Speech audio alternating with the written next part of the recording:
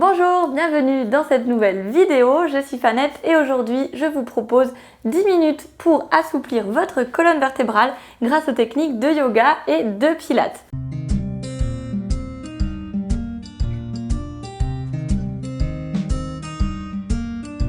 Avant de lancer cette routine courte, facile, vraiment à mettre en œuvre et super efficace, je vous invite à vous inscrire à la formation Les bases du yoga en 7 jours, dont le lien est dans la description. C'est une formation offerte qui vous permet de découvrir le yoga, le pilate et la méditation et d'avoir un programme sur 7 jours afin de progresser pas à pas. Donc assouplir sa colonne vertébrale, c'est vraiment très important pour la santé au quotidien et tout au long de votre vie. Donc Joseph Pilates, le fondateur de la méthode Pilates, disait qu'on pouvait voir l'âge d'une personne par rapport à l'état de sa colonne vertébrale.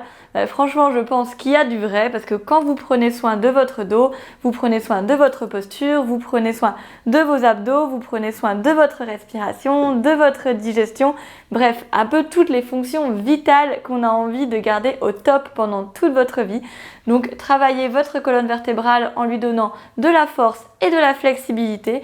Tout ça dans la bienveillance, dans la non-douleur et dans la respiration, la pleine conscience.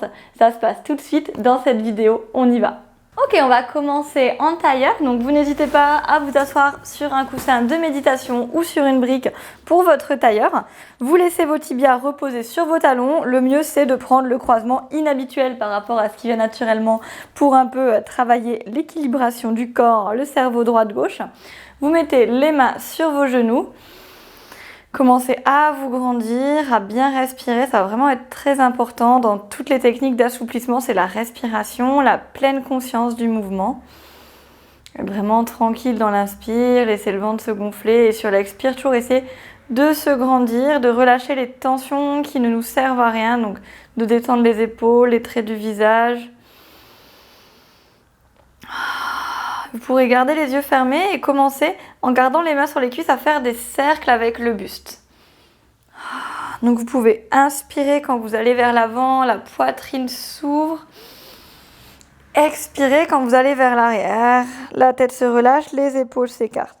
On va faire 5 cercles dans un sens et 5 cercles dans l'autre et plus vous progressez, plus vos amplitudes augmentent. Donc inspire à l'avant, expire à l'arrière. Et on change de sens.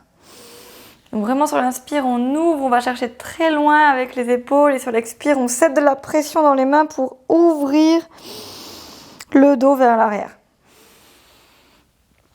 Donc on écarte les omoplates, on laisse tomber le menton vers la poitrine quand on est arrondi et on ouvre les omoplates quand on est vers l'avant. Un dernier, inspire à l'avant et expire.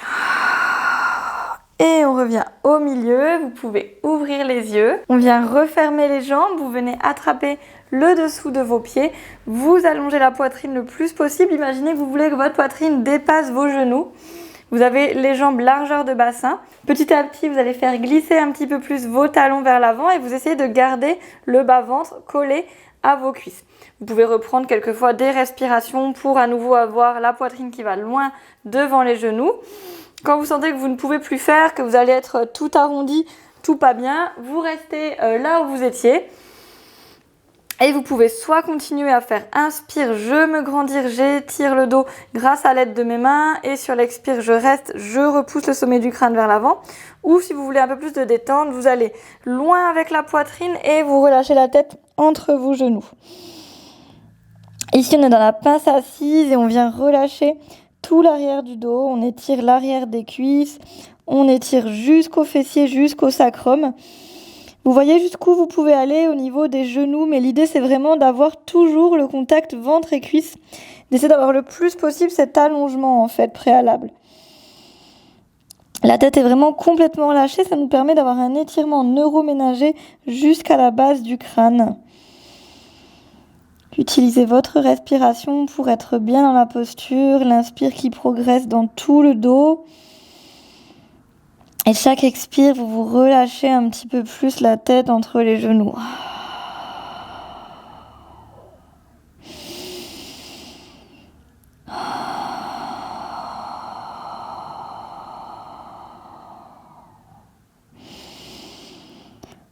Ok. Et à l'aide des mains, on vient se redresser vraiment petit à petit, tout doucement. On vient croiser les pieds. On prend un petit peu d'élan, on roule sur ses tibias. On arrive à quatre pattes, on va directement aller dans le cobra. Donc vous écartez vos pieds, vous laissez les talons pendre vers l'extérieur, les orteils vers l'intérieur. On avance le bassin, on place comme une petite queue du chat ici au niveau du bassin. Donc vous voyez, j'ai pas descendu les fesses vers l'arrière, mais je viens à un moment donné rentrer sacrum coccyx entre les fesses et je laisse le bassin pendre vers le bas. Je repousse dans mes épaules pour faire un grand cercle, me grandir et je reste ici. Donc le bassin est hors du sol. Les coudes sont micro-pliés et le sommet du crâne pousse très fort vers le haut. On a ouvert au niveau des clavicules. Et là, on est en extension. On vient étirer les lombaires. Donc, allez un petit peu moins loin si vous avez mal dans le dos. Vous pouvez être comme ceci, juste travailler un petit cobra. Là, ici, on est vraiment un petit peu plus intense. Donc, si vous sentez que ça vous pince, ne faites pas cette posture. On respire encore 2. Donc la respiration se fait dans l'abdomen, on continue de se grandir, on retrousse les orteils, on pousse les fesses à l'arrière et on passe en chien tête en bas. Donc le chien tête en bas, c'est je pousse les fesses vers le haut et j'essaye comme tout à l'heure au sol d'amener le contact entre les cuisses et le bas-ventre. Donc on n'aura pas le vrai contact, mais on essaye comme si on voulait tenir quelque chose entre ces cuisses et ce ventre. On écarte bien les doigts, on étire le dos sans s'écraser dans les épaules. Essayez d'avoir les talons qui pressent vers le tapis et vous gardez vos genoux pliés. Et donc sur chaque expiration, vous imaginez que vous avez des phares sous les fesses qui veulent éclairer le plafond. Vous poussez dans tous vos doigts, tournez les biceps vers l'extérieur. Et soit vous restez comme ça, soit vous venez plier une jambe après l'autre. Donc là, on est dans un étirement du dos, étirement des mollets, de l'arrière des jambes. L'idée, c'est de toujours bien pousser dans tous les doigts.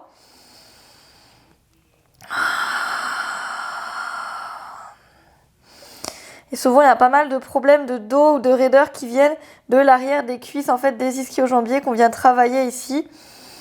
Et vous amenez les mains vers les pieds petit à petit. Donc, les genoux sont toujours pliés. On pose les talons et on relâche la tête. On attrape les avant-bras. Vous essayez d'amener le poids du corps vers l'avant des orteils et toujours avec l'idée d'avoir les phares sous les fesses qui éclairent le plafond.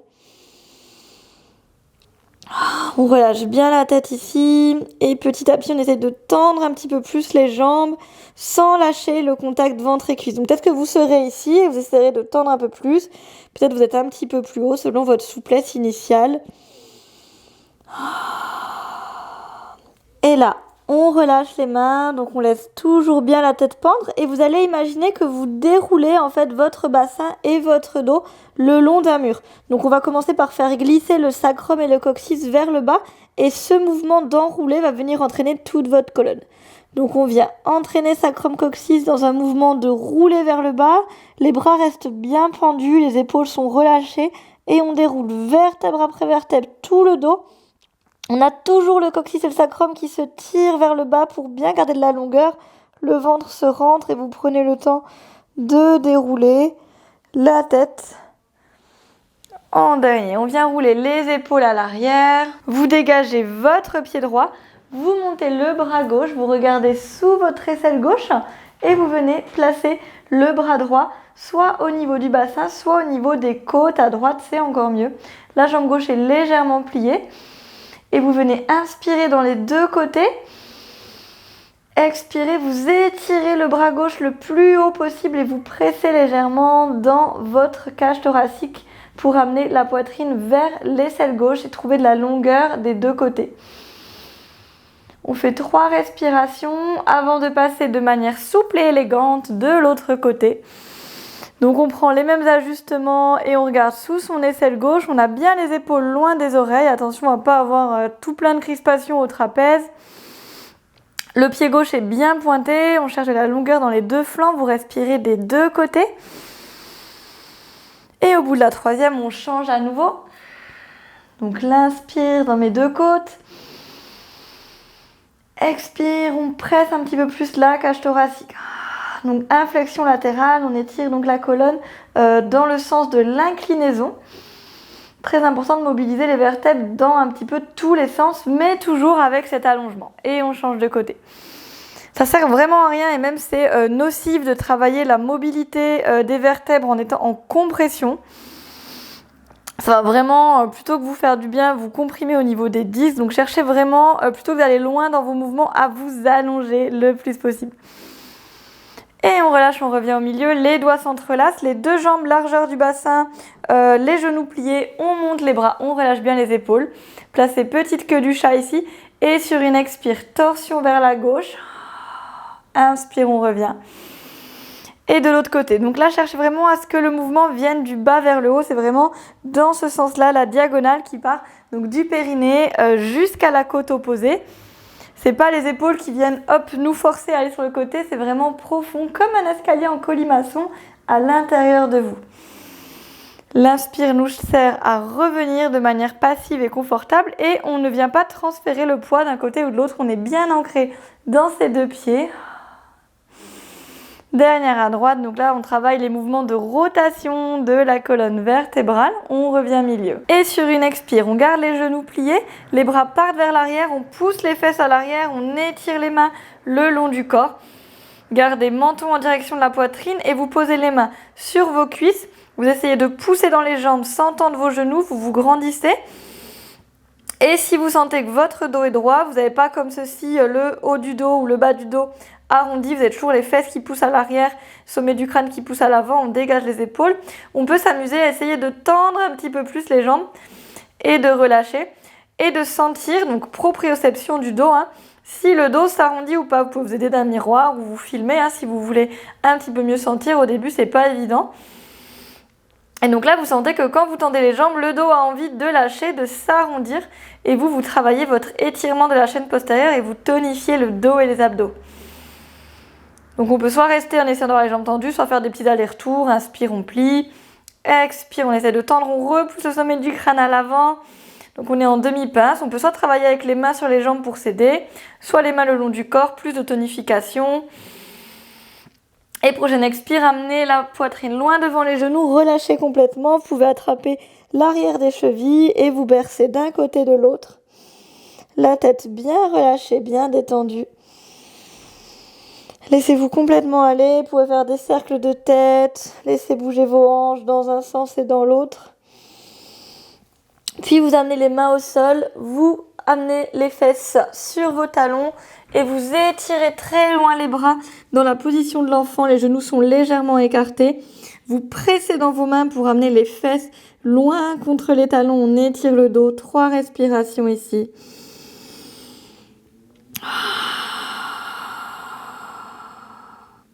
Vous pouvez rester ici ou essayer de bouger un petit peu les fesses d'un côté, de l'autre. Pour étirer un petit peu plus sur les côtés. On peut aussi bouger un peu les bras d'un côté, de l'autre côté. N'hésitez pas à faire un petit peu plus longtemps que ce que je vous propose. Si vous avez le temps aujourd'hui, vous avez envie de prendre un petit peu plus encore soin de votre dos. Et les mains, petit à petit, nous aident à nous redresser. Et on se retrouve en position assise. C'est la fin de cette séance pour assouplir votre dos grâce au pilates et au yoga. J'espère que la vidéo vous a plu. N'hésitez pas à me faire vos remarques, vos suggestions ou toutes vos questions par rapport à la séance et par rapport à la santé de votre dos en commentaire. Je vous dis à très vite dans de nouvelles vidéos. Namasté!